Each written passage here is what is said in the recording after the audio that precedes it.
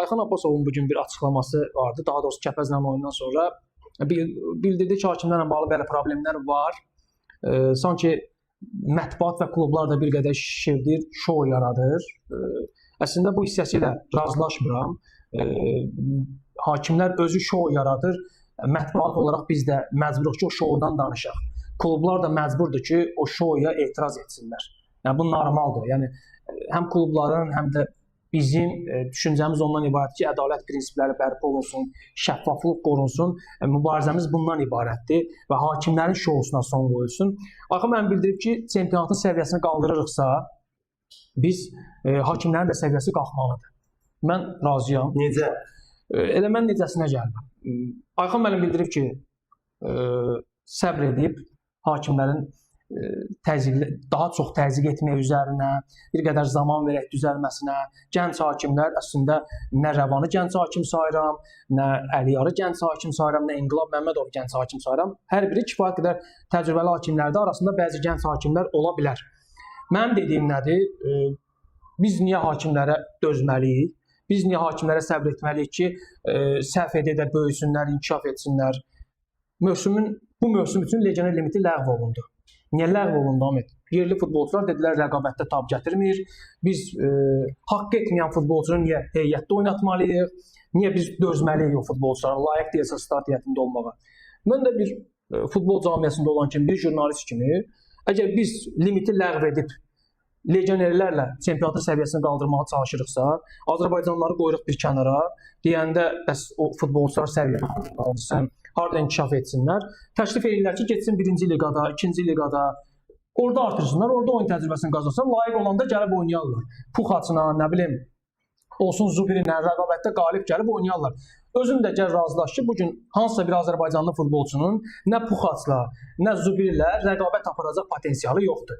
Heç hazırki futbol sistemimizlə, yanaşmamızla, hazırki akademiya sistemi ilə, strukturu ilə 50 ildə keçsə hansısa Azərbaycanlı futbolçu rəqabətdə nə Puxaç udasıdır, nə Zubiri udasıdır, nə də Duran udasıdır. Bu real deyil. Demək ki, biz o futbolçuları silib atdıq. Mən də təklif edirəm ki, hakimlərimiz də bu günləri bu sürətlə ayaqlaşa bilmirlərsə, tab gətirə bilmirlərsə, mən onların səhvlərinə dözmək məcburiyyətində deyiləm. Heç klubların azarkeşləri də dözmək məcburiyyətində deyil, klublar da dözmək məcburiyyətində deyil. Getsinlər, hakimlərin də yerinə əcnəbi hakimlər gətirsinlər. Bu hakimlər harda hakimlik eləyib biçsin, futbolçulara, yerli futbolçulara məsləhət görür ya, getsin 1-ci liqaya, 2-ci liqaya. Bu hakimlər də getsin 1-ci liqaya, 2-ci liqaya. Mümkünsə getsinlər, o bəzi yerli futbolçularımız kimi getsinlər Qırğızstanda təcrübə keçsinlər.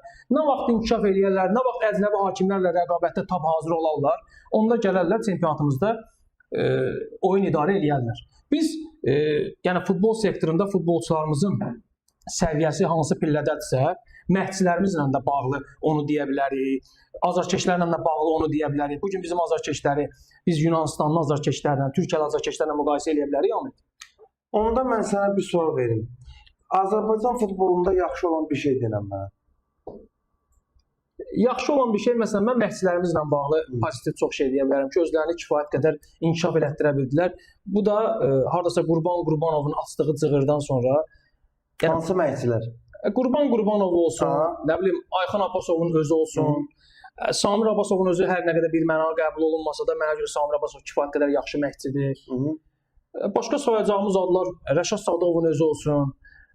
Bilirəm, hansısa aspektdə razılaşmaya da bilərik, neçə ildir zirədədir, nəticələr qəbul olunandırmı, qəbul olunan deyilmi, amma müqayisə aparası olsaq, məsələn, Rəşad Sadov zirədə olduğu müddətdə aşağı-yuxarı hər il Qarabağdan sonra ikinci pilləni tutub, ölkə kubokunun finalına 3 dəfə çıxıb. Bəs niyə bizim məhdçilərə qarşı, bu məsəl üçün sənə adi bir misal çəkim. Bu saydığın məhdçilərin hamısı məncə də kifayət qədər bilikli, savadlı, öz işlərinin ötəsindən əla gələn mütəxəssislərdir. Düzdür? Hal-hazırki durumda, mən sənə bir də misal çəkəcəm. Mən bir məhdçi tanıyıram, Moldovalı. Martin familiyası yadımda deyil. Moldovada çox kiçik bir komandada işləyə-işləyə azacıq bir normal bir nəticə verdi. Moldova çempionatından söhbət gedir. Dərhal Qazaxıstanın ən yaxşı, ən belə deyək, pullu kifayət qədər büdcəsi olan klublarından birinə getdi, orada başı komandasına. Razıyam. Bax niyə görə hər hansı bir Moldovalı Dacia Boykanidən elə belə bir yüngülvari komandanı yığmaqla, 6-cı pillərini tutmaqla transfer olunur Qazaxıstanın ən güclü klublarından birinə.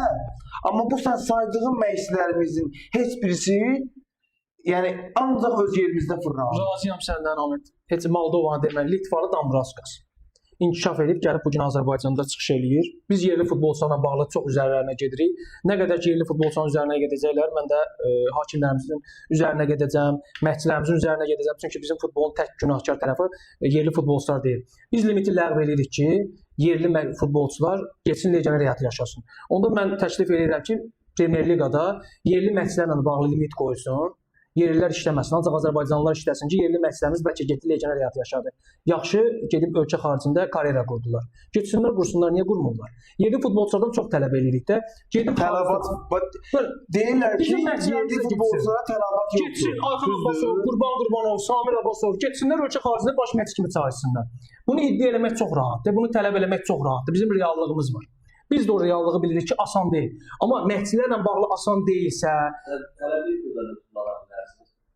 olsun, funksionerlərimiz olsun. Klub rəhbərləri, klub funksionerlərimiz olsun. Getsinlər Rusiyada bir klub idarə eləsinlər. Getsinlər, nə bilim, Ukraynada bir klub idarə eləsinlər. Necə olur? Funksionerlərlə bağlı, məşqçilərlə bağlı biz bu tələbi qaldırmırıq, iddianı qaldırmırıq. Niyə gedib ölkə xaricində bizi təmsil eləmirsiniz layiqli şəkildə? Amma belə media nümayəndələrimiz olsun. Mən özümüzü də kənara qoymuram. Media nümayəndə getsin BBC-də işləsin. Getsin İspaniyada işləsin. Markada işləsin. Yaxşı. Bu, yəni problem varsa hamımızla bağlı problemdir. Biz ancaq futbolçuları qınamayaq. Yerli futbolçuları qınamayaq, yerli futbolçuları linç eləməyək, yerli futbolçular getməlidir, yerli futbolçular legioner həyat yaşamalıdır. Yaşaya biliriksə hamımız eləyək, eləyə bilmiriksə reallığımızla barışaq, əl-ələ verək, sistemli şəkildə hamımız inkişaf eləməyə çalışaq.